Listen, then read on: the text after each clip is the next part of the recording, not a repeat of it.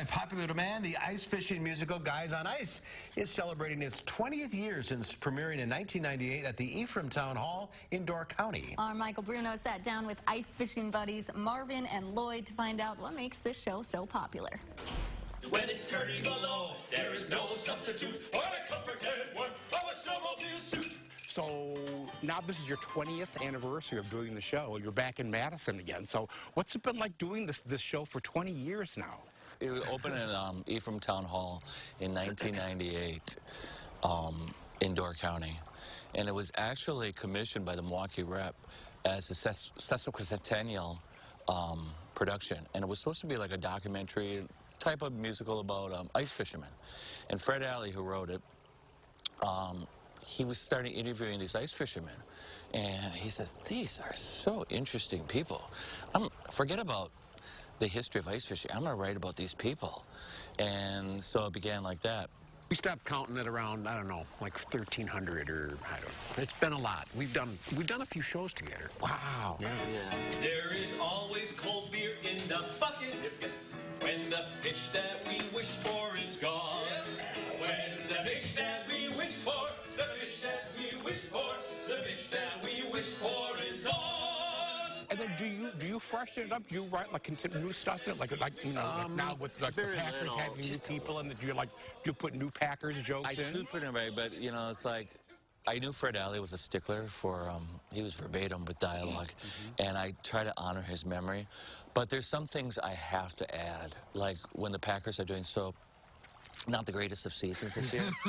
And so I'll add a little snide comment and to make everyone laugh, you know. So, and just a few little things. We're really not. Everyone thinks we're improvising, and I think, you know, but it's probably a testament to us because we come across as improvising, but we're really not improvising, very little in the show. But that's one of the wonderful things about the show is you really think you're doing this off the cuff. It thinks you guys are just like winging it. Yeah. But it really is. That's a testament to how good you guys are as actors, that people think, oh, they're just making this stuff up as they go along. When you get to do a show this much with somebody, it's like you're almost never thinking about like what's my line or what's my blocking or what song comes next. It's just like all you're doing is just kind of listening to the other guy, which is, you know, it does. There's something There's something really great.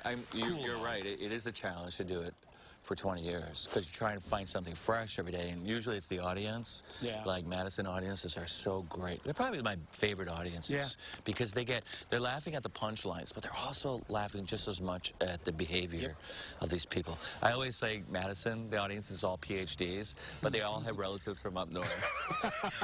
And they can relate. Oh, that's my Uncle Louis from Minocqua or somewhere, you know? We used to get guys, they'd climb out of their tree stands, I kid you not, and they're coming in their camo, and they, at the rep, when we were running at the rep, there was a couple of years there where these guys, and then they'd come back. They would with bring like their 4 or fishing 5 poles and their waders. Some people would dress up just for part of the stick. You're taking it. But we had a couple of guys who would come right out of their tree stands, and it's got, because there's an authentic, the other tribute to Fred is just, he really did capture like the essence of what these guys are like and what a friendship like theirs is like. And we have fun with those characters, but we're never poking fun of them or looking down on them. And so it's like there's an authenticity to what Fred and Jimmy Kaplan, who wrote the music, you know, captured a lot of the heart of it. And yeah. Yeah, and he would also, I don't know if people have seen the play, there's this part where I'm talking about do fish think. And Fred and I were just riffing, and he had a tape recorder on, and he took I was saying about animals and fish. They can't feel pain because I always said, when I ever catch a fish, I wonder if they feel pain. But I said consciousness. I don't know if fish have consciousness like animals, so I don't think they can feel pain. Well, Fred turned that all around to tinking. So that was a direct lift from our conversation. That was how brilliant he was. He just turned it around to these guys. And no, he was a great guy. There are so many zips that it's hard to resist. And a snap for a hug. That's reversible, too. It is made from the stuff that the astronauts flew. For a parka or coat, I don't give a hoot. For the best thing of all is a snowmobile suit. Okay, guys, well, thank you so much for being here today, you know. Oh, that's pretty good there. Hey, where are you from up here? Like the way you I'm talk. from Madison, you know. You're from Madison? I know, I'm a Southern guy. Where'd you learn to talk so good? If you're Oh, I living got down relatives up in Minocqua. Oh, good. Oh, there you go. There's a Minocqua accent. I hear Come see us that. at the Barrymore. Oh, come see check us out. Barrymore January 1st. The brand new renovated Barrymore. no Beautiful. less. It's Have a beautiful beer. Have a beer. All right, Guys on Ice at the Barrymore Theater tonight through Tuesday, January 1st. Go to barrymorelive.com for exact show times and tickets. It's a funny show. It looks funny. Check it out. All right, we'll be right back with a final check of your forecast.